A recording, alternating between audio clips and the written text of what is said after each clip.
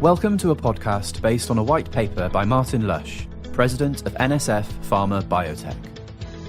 Changing Gmp Behaviors. The philosopher Plato is quoted as saying, "Human behavior flows from three main sources: desire, emotion, and knowledge." Here's a quick quiz for you. How many New Year's Eve resolutions are forgotten within a few days, hours even? How many traditional training sessions fail to improve workplace behavior? How many culture change initiatives do little more than improve the bank balances of the change consultants? The answers are most of them. According to Blanchard et al. And the Harvard Business Review, upwards of 70% of change initiatives fail. In fact, they often leave organizations worse off. The added confusion, uncertainty, complexity, and cost all eventually add up. The good thing is that it doesn't have to be this way. The latest research confirms what Plato already knew. The way people behave comes down to three things: their motivation, ability, and habit. Behavior at its simplest level can be represented by MAH: motivation, ability, habit. Firstly, motivation. Most people are content sticking with what they know and their tried and tested habits. It's easy. To get people to think and act differently, a painful process for most, you have to provide them with the motivation. What's in it for them? How will their lives be better? Why should they really bother? What difference will the behavior make? What could go wrong if they don't? What are the risks? No personal motivation equals no behavioral change equals no cultural change. Don't use corporate language or management speak, which usually has the opposite effect. Motivation to think and act differently has to be personal, emotional, and desirable. Now, ability. To change behaviors, you must provide people with the following: education and underpinning knowledge, the why; skills training, the how; tools, systems, and procedures required. You must also remove barriers to the new GMP behavior, anything and everything that prevents adoption of the new way of working. Inappropriate KPIs, old SOPs, poorly designed equipment, and old management attitudes can all kill any change initiative stone dead. Finally, habit. A habit is an automatic act. Through repetition and precise practice, we do things without thinking, like sanitizing or washing our hands, no matter what. To change ways of working, you have to replace old habits with new ones. If you attended our free webinar, you know the vital importance of the habit loop. Having a cue or trigger for the new behavior, followed by a simple, robust routine, followed by a reward that encourages people to repeat the new behavior. So, if you are interested in changing GMP behaviors, here are your 5 to drive. Step 1. Identify the specific behavior you want to change. Step 2. Identify what drives the old behavior. Step 3. Provide the motivation for the new behavior.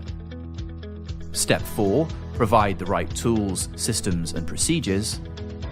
Step 5. Create the new habit. Here's a case study to illustrate the point. NSF helped a client to change GMP behaviors, generating millions of dollars in savings. In the manufacture of sterile products, adopting good aseptic practice really matters.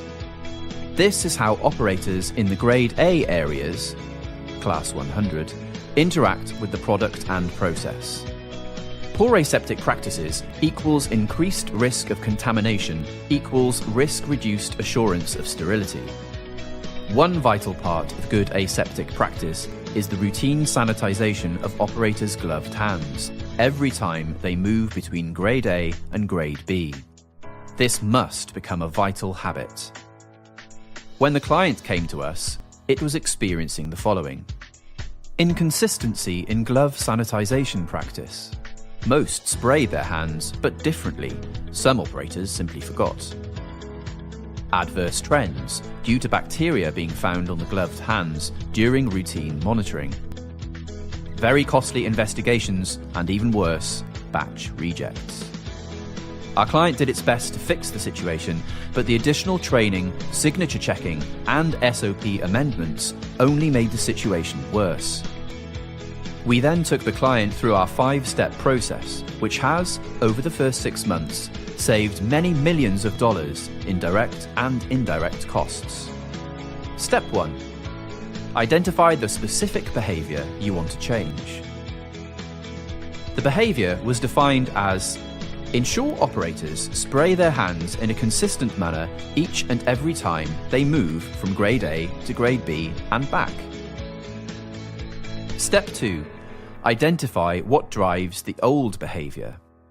We spent many hours with the operators to understand their world and what was driving their old, inconsistent behaviors.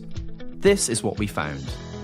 Some were totally unaware of the vital importance of effective sanitization. They had been trained in the how, follow the SOP, but not educated as to the why, or importantly, the consequences of getting it wrong, namely contaminated products. They were not risk aware. The SOP was overly complex, confusing, and impossible to follow. Operators were rushing due to production pressures. The sanitizer spray bottles were never in the same place. Some operators simply forgot, even though they had been trained. Poor design of the sanitizer bottle made it difficult to use. Step 3. Provide the motivation for the new behavior. The team needed education to help them care more, so we took them into the micro lab. We showed them pictures of what microbes can do to people. We talked about the limitations of the sterility test and introduced them to the world of the microbe. We explained how just one microbe can kill a susceptible patient. They took lots of samples from their hands before and after washing, with and without gloves. We then covered their hands with a fluorescent powder before they sanitized them. With the help of a UV light, we showed them the contamination they had missed. They looked at microbes on the agar plates and down the microscope. After a few hours, they emerged very motivated. For the first time, they understood the risks, the why bother. For the first time, they were emotionally engaged with what they had to do. Step 4. Provide the right tools, systems, and procedures. In just one day, the operators did the following. Agreed on a standard process for glove sanitization. Practiced and refined it until no fluorescent powder remained after washing. Ripped up the 6-page SOP and replaced it with a 1-page checklist with just 5 action points, their action points. Printed checklists on highly visible yellow laminated paper and placed them on the walls next to the sanitizer. You couldn't miss them. Replaced the old hand spray with one easier to use. These improvements were driven by the users, not by management. For example, the checklist was considered, by some who had not been involved, to have insufficient detail to satisfy an auditor. We pointed out that its role was to provide essential guidance to an operator, not the auditor. Thankfully, we won the day. Step 5. Create the new habit. We taught them through the habit loop, so they could design their own triggers and rewards, without which new practices and behaviours don't become routine. They placed red pictures of the sanitizer bottle on the LAF units to act as a trigger or reminder. Sanitizer bottles, also in red, were placed in standardized locations. Because they were so motivated, they provided each other with immediate feedback and coaching when poor practice was observed. They regularly checked effectiveness using the fluorescent stain challenge. The rewards: return on investment. By following our 5 to Thrive process, in just 6 months, our clients generated millions of dollars in savings through reductions in repeat deviations and rejected batches, achieving the following. Reduced SOP non-compliances by 98%. Lowered batch rejects from 3 per year to 0. Dramatically reduced deviation incidents.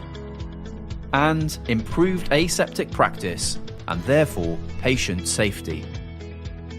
For further information on this and other white papers, please visit www.nsfpharmabiotech.org.